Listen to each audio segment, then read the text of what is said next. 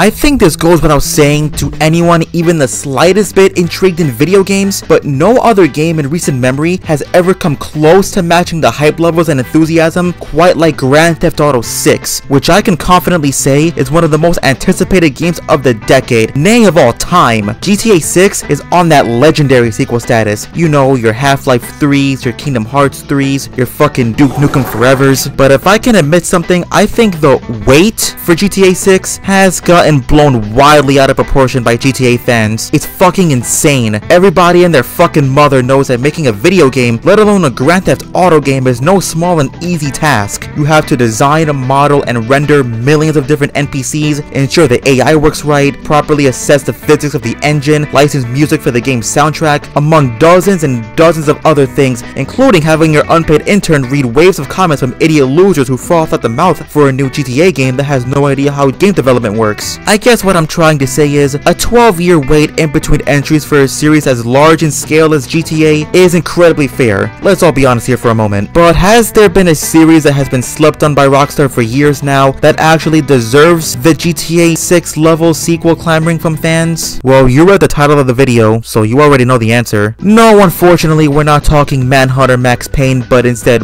Bully, a massive outlier in Rockstar's catalog because of that little letter right there. Yeah, Bully is a T-rated game, which is so weird to see for a Rockstar game, especially nowadays. Back in the mid-2000s, you would see a perfectly balanced ecosystem of E, T, and M-rated games. It was an era of artistic and creative experimentation where studios would shard out anything and everything. Want to make a platformer designed entirely around bongos? Sure, fuck it, why not? Anything is possible. And the 6th generation of video games was when Rockstar's prestigious rep was still in its infancy, so they felt more comfortable to shoot out a T-rated stripped down Grand Theft Auto on store shelves. But here's the thing, that's all Bully really existed in my mind for the longest time, a neutered Grand Theft Auto. I played a bit of it several years ago, and yeah, the game didn't really click for me at the time. I thought the story was stupid, the characters were annoying, and that the game was such a lesser experience compared to something like GTA. GTA, but I can't kill people? Where's the fun in that? But I wanted to be fair to this game and give it another chance, and see if there's any genuine artistic merit my dumbass missed out on. Oh, and before the review actually starts, I should probably mention that I am not playing the original version, but the Scholarship Edition on Steam. I do have a port of the original on PS4, but for this video, I stuck with the Scholarship Edition purely for convenience sake. So without any more delay, this is Bully.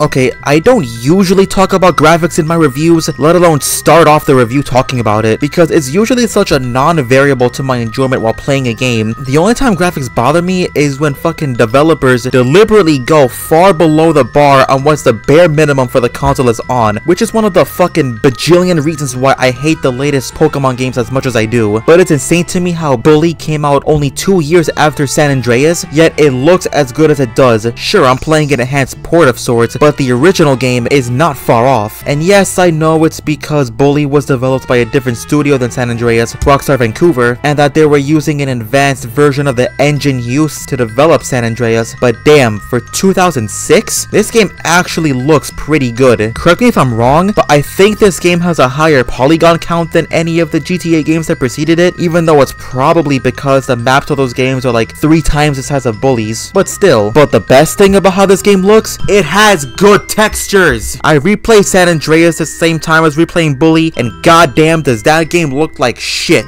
The textures are so damn flat and crusty, yet it still looks better than Pokemon Scarlet and Violet. That being said though, this game is far from perfect visually. Like the GTA games from this era, the character animations are fucking trash. Facial animations are either non-existent most of the time, or extremely awkward in the funniest way possible. And while we're still talking about the more technical side of Bully, the voice acting in this game is definitely among the performances of all time. So here I am at probably the worst school in the country, whose alumni are nothing but arms dealers, serial killers, and corporate lawyers.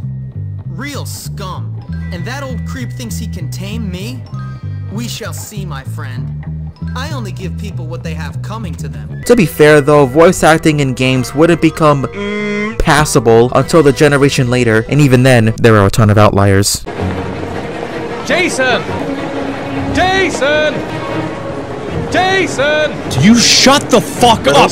You shut the fuck up! You shut the fuck up! You shut the fuck up! I hope you die in a fire! There's one last thing I want to talk about before getting into the actual gameplay, and that's the story. In Bully, you play as Jimmy Hopkins, who was 100% the most punchable video game protagonist ever. Anytime I see this kid, I want to fucking kick his ass because of how much his retarded ass Down syndrome face pisses me the fuck off. Plus, he's just an overall very unlikable character. Like, bro really thinks he's some hard-ass tough guy, but then you hear his whiny ass bitch boy voice, and any chance of me taking this character seriously has gone out the fucking window. What'd you say about me? Whoa, nothing, no. All I said was that you had to be pretty dumb to get expelled from so many schools, that's all. Relax, James. All he said was that you must be dumb. Or maybe you're all messed up because you came from a broken home. What'd you say about me, dwarf? But the plot of Bully itself is incredibly simple and not complex in the slightest. It's just a series of vignettes loosely and clumsily tied together into a narrative surrounding Hank Schrader over here, fucking bullying everybody into a school into playing nice with each other. But despite how unambitious the story is, I think for a game like this it works because its narrative is completely derived from the characters, and thankfully all the characters, even the extras, have eccentric personalities that complement the story and make this town feel more authentic and alive. But the thing is, everyone in this game is a fucking cunt, and I love it. See, to me, what makes the plot and setting of Bully work is that the game sort of has that It's Always Sunny appeal, where every character is meant to be unlikable, and the writers are able to create scenarios surrounding a character's misery that's funny and satisfying because of how pathetic of a character they are. Actually, I want to talk about the setting of Bully for a moment. I mentioned earlier in the video that I very ignorantly thought that this game was nothing but just a stripped down, neutered version of Grand Theft Auto, but after getting thoroughly invested in it, I can confidently say that Bully is nothing like GTA. They share similar gameplay elements and themes, sure, but if you actually have the time to play the GTA games from this era and Bully, you'll understand how different they really are. Like, you obviously can't make a fucking GTA game about teenagers. GTA was already controversial enough. You add children doing these horrific actions instead of adults to the mix, and that just sounds like the perfect recipe for disaster. So, restrictions start to arise, and when they do, developers have to compensate for it, which can either lead to something incredibly gimped or something absolutely beautiful, and thank God it worked in Bully's favor. Because you can't steal cars or, unfortunately, shoot cops in this game, the devs had to heavily compensate for it by ironing out the gameplay. Like, I haven't played Grand Theft Auto 3 or Vice City, so I can't speak on those games, but man, does San Andreas not have good controls at all. The vehicle handling is abysmal, aiming is also trash, and the combat is very shallow, but nobody gives a shit about that because no one plays Grand Theft Auto because of how mechanically rich its gameplay is, but instead of how fun it is to cause as much mayhem as possible. But if you take away that grandiose sense of chaos from the GTA formula, what are you really left with? Not much. Sure, later games fleshed out the gameplay, but I'm talking about in terms of the time Bully was released in. The GTA games during that time weren't necessarily the best games out there to control in my opinion, but Bully doesn't have this problem. Literally every gameplay gripe I just listed about San Andreas is resolved in Bully. Sure, I can't drive, but the bike and skateboard were fun alternatives to traversal that handled quite decently. The combat, while not anything groundbreaking, is surprisingly meaty for a game like this, with there being a variety of different means to attack. You have your standard jab combo, grab, throw, headbutt, sweep kick, just to name a few, and you could learn even more moves by talking to the resident hobo. And to my shock, this game's aiming is actually pretty good. See, my problem with aiming in San Andreas is that it just doesn't work. If I aim my gun at someone, say a cop, and walk a few inches to the left or right, the reticle will automatically lock onto some other asshole without any manual input, leaving me completely vulnerable for a few seconds until I get it locked back back onto the person I wanted to shoot in the first place, which is just so fucking frustrating. But in Bully, that's not even an issue, or at least not an issue I've come across nearly as often, so I'm impressed. But that's not it in terms of shit to do in Bully. After all, this game does take place in a school. When I first played Danganronpa, I was so scared the first hour of playing because I was legitimately scared the game was gonna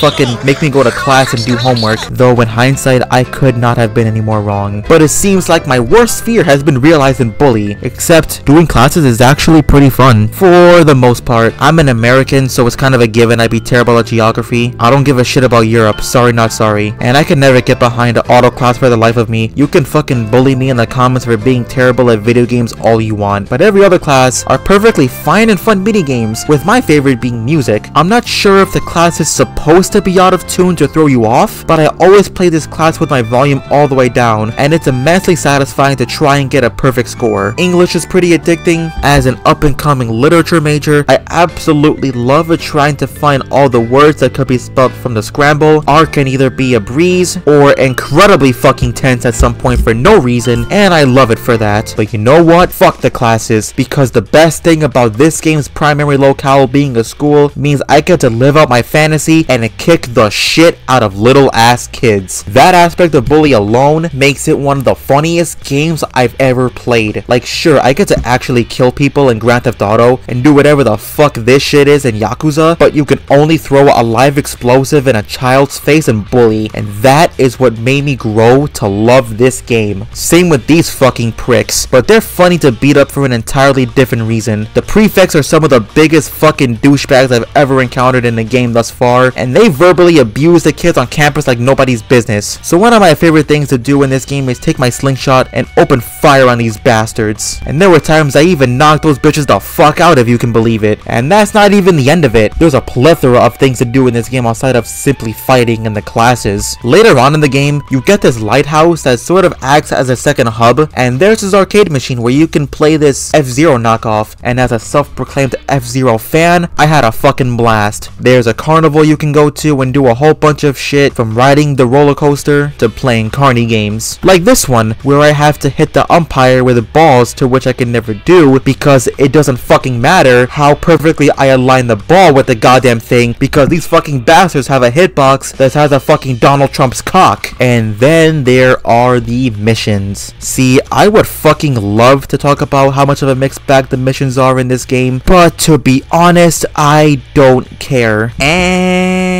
And that's Bully. Overall, yeah, it's pretty good. Great even. That's it. Yeah, I don't really have a big analytical take to give on this game like I did with every other game I talked about on this channel. Bully is just a really fun game. So yeah, I am gonna give Bully a 7 out of 10. But here's the thing. Throughout the making of this video, one thought persisted through my head. Why didn't this game receive a sequel? It got pretty good reviews and sold about 1.5 million units, so it's not like it was a failure. So what gives? GTA, Max Payne, Red Dead, Midlight Club, Manhunt, all these games got the opportunity to become franchises, but Bully just sits there dormant. Bully is literally the only Rockstar IP to have not been turned into a full-fledged series, with Rockstar seemingly not wanting to do fucking anything with it, or so we thought. Now, I know it came out a few months ago that Rockstar canceled a shit ton of projects, including Bully 2, to put all development efforts into supporting GTA Online, but that's not really the full story. The history of Bully 2 is actually quite the rabbit hole, if I do say so myself. Development to a sequel to Bully can actually be traced all the way to 2008, when Rockstar acquired Mad Doc Studios and rebranded it as Rockstar New England. During this time, they will be trusted with developing the Scholarship Edition for Bully, DLC for GTA 4, and helping the big boys over at Rockstar, you know, the regular Rockstar, and developing Red Dead Redemption. Once Red Dead neared completion, Rockstar New England had unofficially started development on Bully 2. It was a very ambitious project from what I could gather, with it having more advanced AI, a character-driven narrative similar to other games Rockstar was publishing at the time, and a map that was apparently 3 times the size of the original. Reportedly, the size of the map in its entirety would have been comparable to the size of the map in Vice City. All was going well until June of 2009, when Rockstar had effectively laid off about 10% of Rockstar New England staff. And keep in mind, reportedly only about 50 to 80 people was actually actually working on Bully 2 before the layoffs, and Rockstar would end up striking again in 2010, pulling even more people from the game to force them to work on other projects, putting Bully 2 on an indefinite hold, or in other words, it was fucking cancelled. Some tidbits came out about the game here and there afterwards, like how Sean Lee, the guy who did the score for the original Bully, was planning to return for the sequel, or that concept art was eventually leaked, but apart from that, all was radio silent for a while, until 2019, almost a whole decade after the game was cancelled, when Video Game Chronicle had published an interview with ex-Rockstar New England employees, giving plot details and confirming there's an actual fucking working build of this game using Rockstar's Rage engine. Apparently, the game would have been taking place in Jimmy's mother's summer villa or some shit, and the plot would have centered around Jimmy getting to know his new stepfather and step-siblings, and wacky hijinks ensue. It's a shame it was canned too, if this supposed leaked concept art was anything to go by. I would have loved to see what this game could have been like, but unlike something like Half-Life 3, I still think that all these years later, a sequel to Bully is still viable. I mean, think about it, if Shaq Fu can get a fucking sequel, anything is possible. But I have legitimate reasons to believe this. Bully by design is supposed to be much smaller in scale in comparison to GTA, as we previously discussed, so it could be a nice change of pace to developing balls-bustingly huge-ass games. Plus, I honestly think the gameplay of Bully holds a lot of potential. Like, imagine if the sequel took place in a university. You could be able to pick your major and have a multitude of different classes you could take depending on what you chose. That could greatly increase replay value, and since Rockstar's main concern with the sequel was to make it more character-driven, you could easily tackle more mature themes that you couldn't do before when the characters were children. I mean, to be fair, it's not like the original didn't have its weird moments. Like, there's a mission in the game where a gym teacher makes Jimmy steal the fucking underage girl's panties. If you have the game take place in a setting where all the characters are adults, you can do shit like this and have it not be completely disturbing. I don't know. Like, even though the odds are probably stacked against the idea of Bully getting a sequel, I'm pretty confident that eventually it'll happen. I guarantee. And I think that's a pretty good note to end this video on. Thank you all so much for watching, and I will see you all next time.